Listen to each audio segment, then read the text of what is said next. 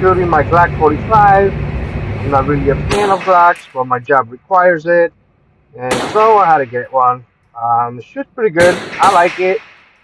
It got a lot of recoil, which kind of surprising because my Taurus G3 doesn't have that much recoil.